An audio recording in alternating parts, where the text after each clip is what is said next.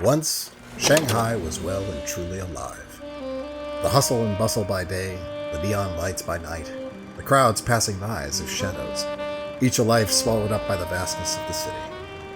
Most made do with what they had, which wasn't much, but the rich, well, they were the city's lifeblood. Princes, politicians, exiles. Most rode out last decade's turmoil from their penthouse suites, and behind those doors, an unending party roared. The city's already frantic energy driven to an opium-fueled fever pitch. But if you were stuck on the outside, be it in the back alleys or right on the bund, well, you needed the right friends. Or better yet, the right money. That's where I came in. You see, after the war, and especially after the British practically walked out of China in 25, a new crowd came in as some of the old left.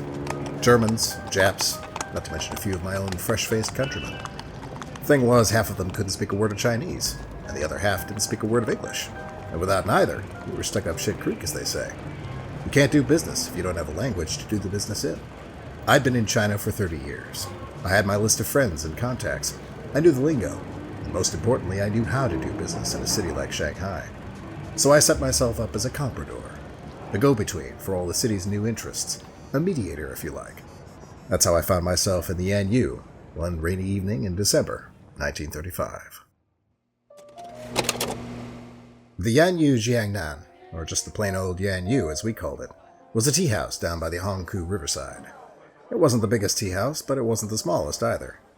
Those smoke-filled evenings were where the real business got done, and this time I was due to meet some bean counter from Mitsui.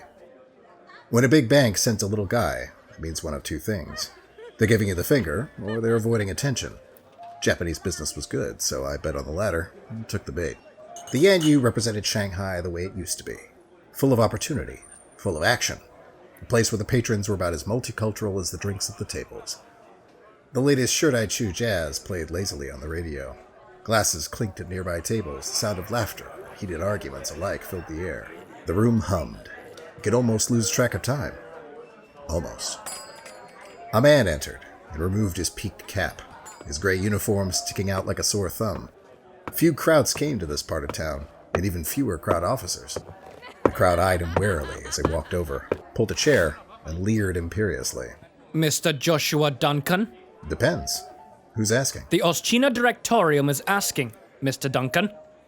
My name is Oberlieutenant Baron Gluck, and I'm here... I interrupted him. You don't just blurt out your business in the middle of a crowd. Hey, bud, keep it down. Take a goddamn seat.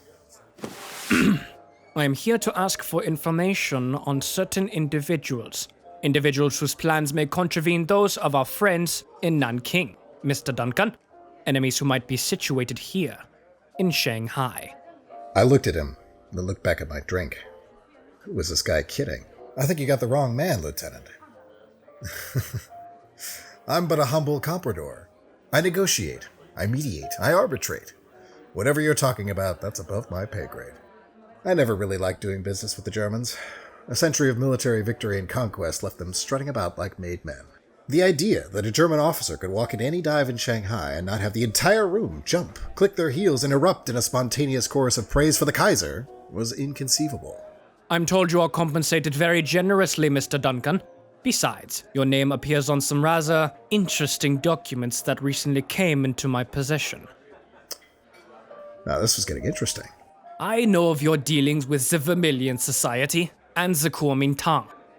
For your own safety, I advise you to tell me everything you know. If you knew much about me, Lieutenant, then you know this kind of business ain't my kind of business. Now I'd advise you to leave as I have other more pressing business partners to wait for. Mr. Duncan, do not force me to repeat myself. You will tell me all that you know now, or face the consequences. I would have punched him then and there, but I had a reputation to uphold, and hell, this fool might even have pulled a gun. Do you know where we are? We're right smack dab in the middle of Tokyo town. The Japanese have been in charge here for the past 20 years. Pull out that Luger, aim it at me, and you're just asking to start something. As if I would make such petty threats. No, you must understand, I represent an organization far greater than myself. One word with my superiors, or at the consulate, and I can have you blacklisted. No more contracts with AOG businesses. No more work for the Nanking Commission. No more money from Germany. Ever. Sure. Sure. You see those two gentlemen sitting in the corner, Lieutenant? That's Mr. Burke and Mr. Flandin, two old colleagues. They've been in Shanghai for 40 years. I know it like the back of their hand. I'd hazard a guess that Mr. Burke is an Englishman, who's not very fond of your presence. And Mr. Flandin is a Frenchman. Well, let's just say he's got a bone to pick.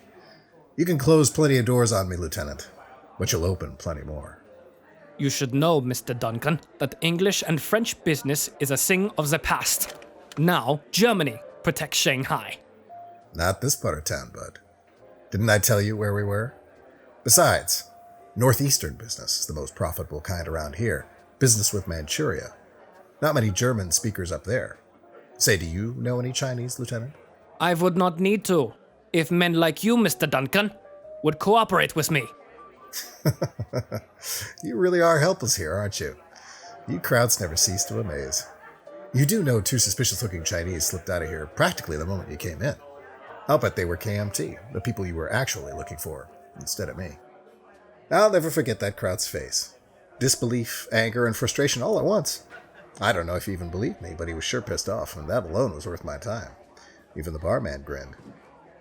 I'll bet you don't even know who Big Ear Do is, do you? Do I need to? The man practically runs Shanghai, from the docks to the stocks to the big hotels. Hell, I'll bet he's got an informant in here somewhere. I've done enough business with him to know. Now, who do you figure's out to stop him? Obviously the police commissioner. Who else? Nah, the commissioner's in his pocket. Has been since before he even took office. The man you're looking for is William E. Fairbairn. Now there's a tough bastard. Scars all down his arms and legs, the kind of thing you only get in a back alley knife fight. Don't think he'd be a friend of yours on account of his service to the Royal Marines, but I've done him a job or two. Not everyone who does lives to tell the tale. Bet I could arrange a meeting down some dark alley or other. I imagine he's very threatening. But none of this changes anything. One word with Alexander von Falkenhausen, and... Do you actually know him? Of course. Who doesn't? Didn't you say you were a lieutenant? Lieutenant? Have you seriously spent any time with him? Gotten to know him? Think you can actually pull a favor? I thought not. Now, I'll admit I don't move in those kind of circles myself. As I said earlier, some things are above my pay grade, but you know who isn't? I turned and pointed to a Chinese man in a navy blue uniform, sitting at a table not far behind the lieutenant. The man had paid our little altercation no mind at all, paying far more to the pretty women at his side, and more still to his poker cards. A cloud of opium practically surrounded his table. That's Zhang Shuiliang, the young marshal, a regular patron here. I work with him, Lieutenant, and sometimes even with those in his father's circles. If you're not familiar at all with the old marshal, I'll tell you here and now, more people have heard of him than Falkenhausen, outside this corner of China. I ordered myself a champagne bottle, popped it open, and poured myself a glass. You can tell your superiors to send someone who actually knows the city next time. I didn't even have time for a sip when the lieutenant grabbed me, lifted me off my chair, and pulled me to the middle of the room. The whole of Yanyu was looking now. You may mock me, but you do not rule this city. You are nothing more than a scavenger, feasting on the bones of the old empires and skulking in the shadows of the new. If we weren't here to guard the balance, do you think the Japanese wouldn't have you by the neck? If we went here to protect Shanghai, do you think the Kuomintang wouldn't have run you out like dogs? You are alive only by the grace of the Kaiser. Now speak, before I beat you senseless. Well, he may have had a point, but unfortunately, he hadn't learned his lesson yet. In Shanghai, I was safer than anywhere else in the world. Hey, Wang, clock this guy for me, would you? Wang was a member of the Green Gang, a real tattooed brute of a man. He'd been a heavy hitter for the last 10 years, if not more, and fortunately, he owed me a favor. The lieutenant saw him and hesitated, looked back at me, and back at Wang. His gaze then swept the rest of the room, perhaps expecting some aid, but none came. As I expected, he let me go. My superiors will have something to say about this, Mr. Duncan. You will hear from me again.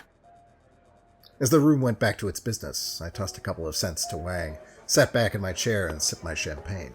Intimidated, or maybe just plain defeated, the lieutenant turned and left, opening the doors of the tea house with such force that he almost hit somebody coming in. The man looked at him for several seconds with a hostile glare, which was returned in kind. The reason for their hostility was obvious. Beyond their physical altercation, the man was Japanese. He looked a little out of place, his hair slicked back, his small form defined by a black business suit, rigid and professional in the room's otherwise relaxed atmosphere. The young marshal, still at his cards, looked up for the first time that night, and the barman frowned. This had to be the Mitsui man, though something, maybe his posture, made him seem less like the discreet businessman he was meant to be. Good evening. I trust you know why I am here. He introduced himself as Mr. Shiru and offered a golden bat.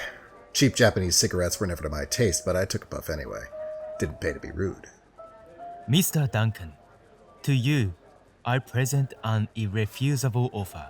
You see, the situation in China has developed, not necessarily to Japan's advantage. His offer made me chuckle. Hell, it almost made me laugh, but instead, I frowned. He promised a lot, more than I'd seen on any job the past 10 years. But what he was asking, that was a no from the get-go. Big as the reward was if word got around, and word would get around. Everything I'd built, all those years, all my assets and connections, all my reputation, it had vanished like a puff of smoke. No, I wouldn't take that job, and I told Mr. Shiro as much. He left politely enough, and I sat back in my chair, sipping my champagne, listening to the chatter and the light patter of rain on the tiled roof. It seemed like just another night at the NU, another night in Shanghai.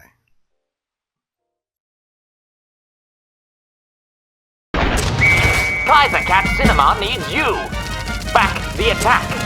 Share our content or dash over to our alt history webshop.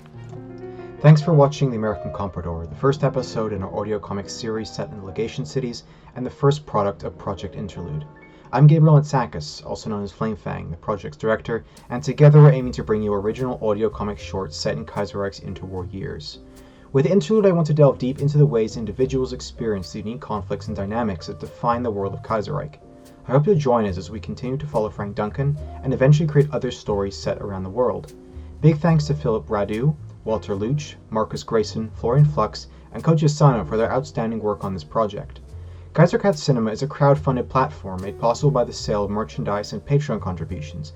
Please consider swinging by the web shop to pick up some of our original art, posters, flags, and maps, as each sale helps us create more free content.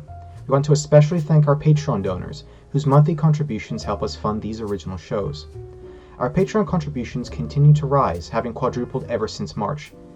Patrons of our Cameo Cat tier and above can expect cameo appearances in our art, as well as access to free goodies, exclusive behind-the-scenes content, and more.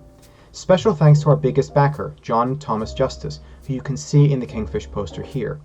Also thanks to our top backers, Sino Joe, Anthony, Wolf Runner, Izael, Alex Bukarts, Kingfish58, and Lobsterman.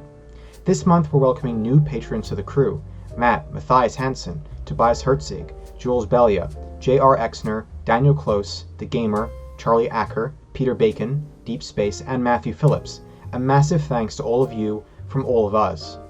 That's all for now. Don't forget to subscribe and comment to let us know what you thought of the show, and we'll see you for the next one, cats.